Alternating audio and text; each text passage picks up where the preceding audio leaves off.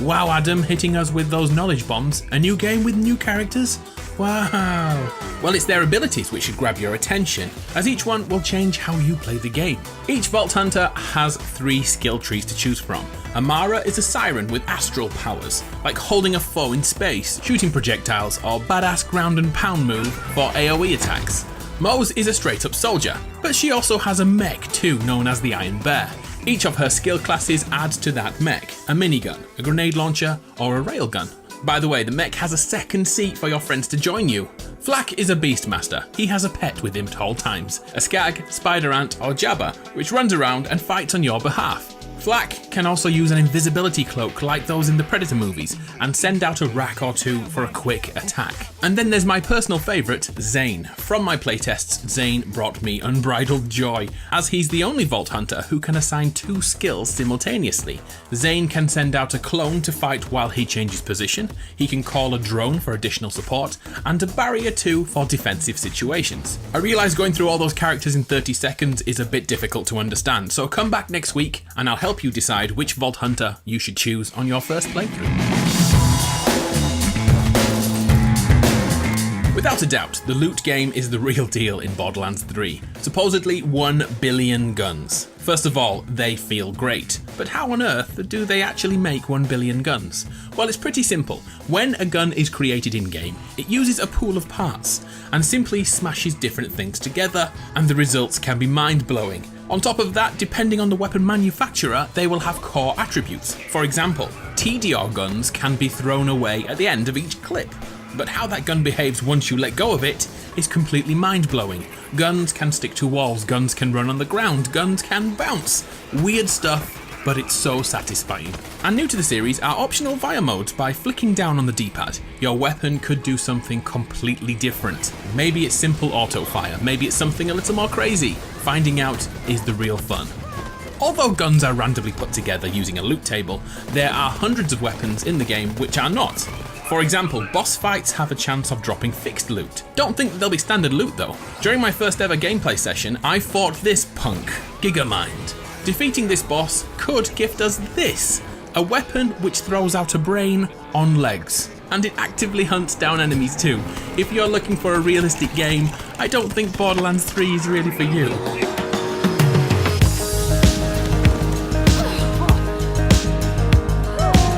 Which leads on to humour quite well. The character of Borderlands 3 is slapstick, and it's very on the nose with its comedy. For example, we all know the importance of coolant, don't we?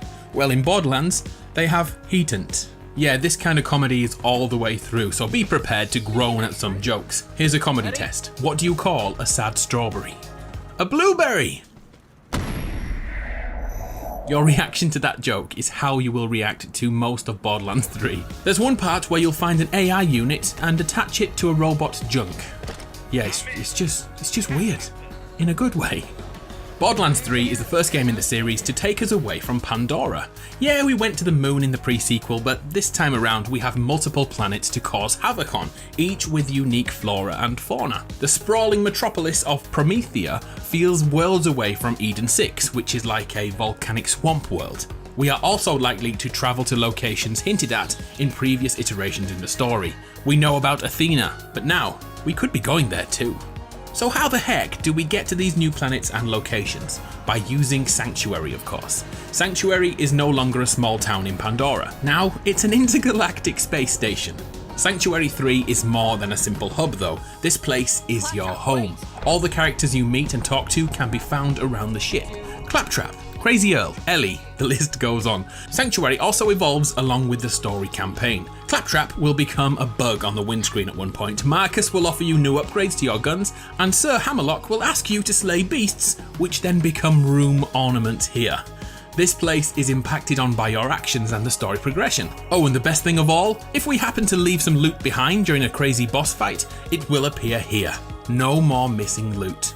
Bloody awesome!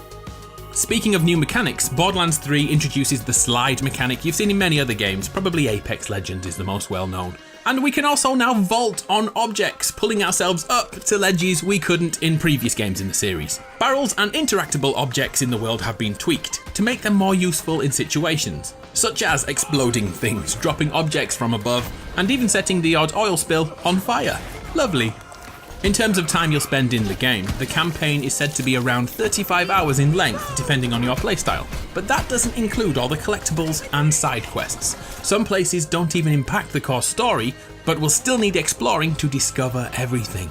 This game could last hundreds of hours. The Borderlands 2 community is still going strong today, 7 years after it released. And that leads to my next point. Golden chests. For numerous years now, Borderlands has done something absolutely incredible. Due to the random nature of loot drops, it's possible to use loot keys in-game to gift yourself a weapon or gadget from the sacred golden chests. The keys work at any point, but once they're used, they're gone. The loot is then linked to the level they are opened at. So, if our level 22 Siren opens the chest, the weapon will drop around that level. Great if you get stuck on a certain boss fight.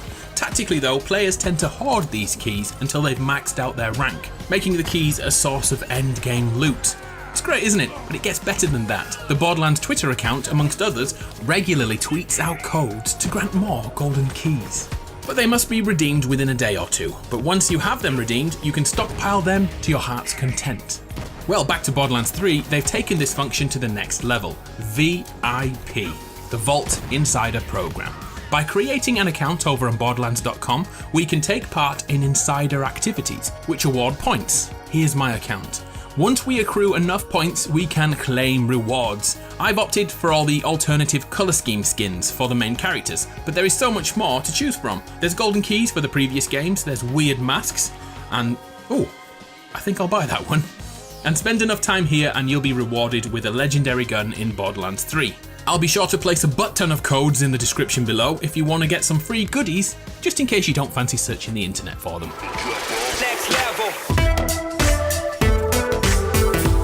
Let's go back a step to the end game. If you've played Borderlands 2, you remember the badass ranks for playing beyond the end of the game. It was like an infinite way to rank after the game finished. Well, this system has been tweaked yet again and is now known as the Guardian rank. Borderlands' very own Paul Sage said this about it in Borderlands 3. Not only has infinite progression, but it has skills and different skins that you unlock as you go through.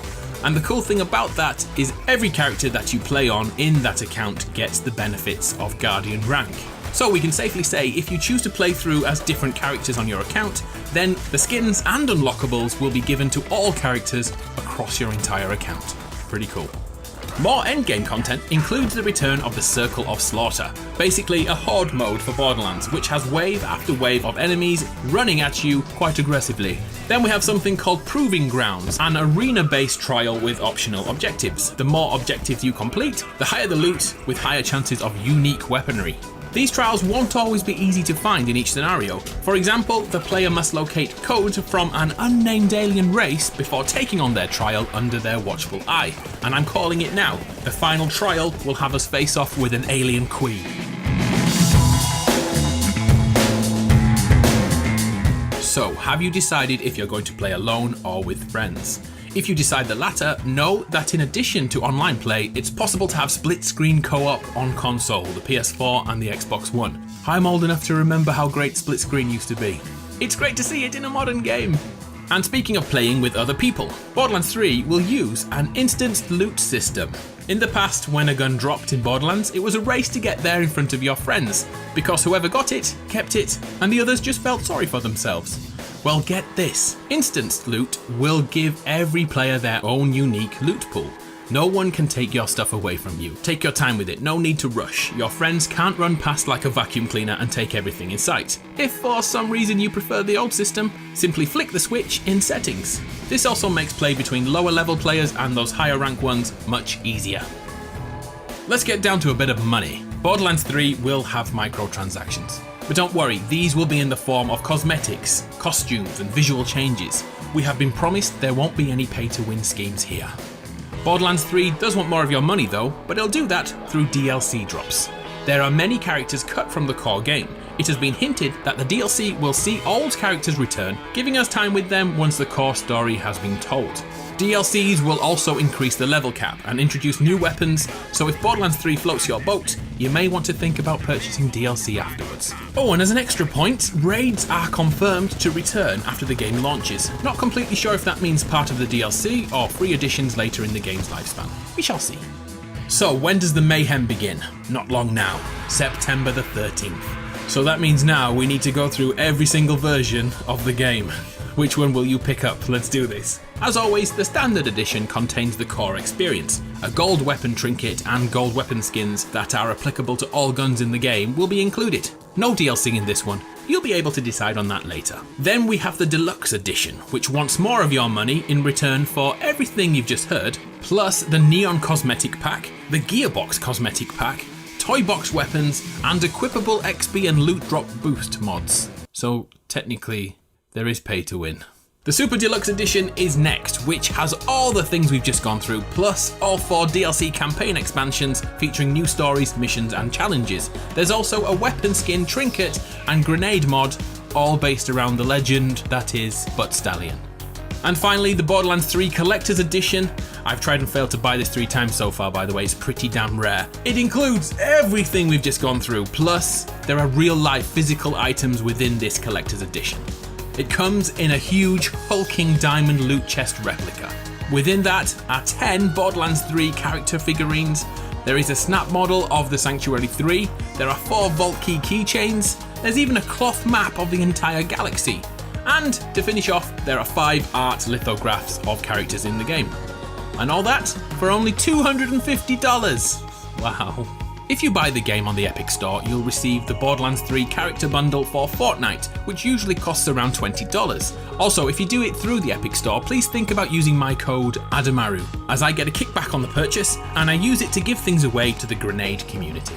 And finally, the technical stuff. If you're a PC user, I'll throw all the specs in the description below, but if you're on PS4 Pro or Xbox One X, you should know that you have additional options to prioritize resolution or frame rate. So you could have 4K at 30 frames a second, or my personal favorite, 1080p at 60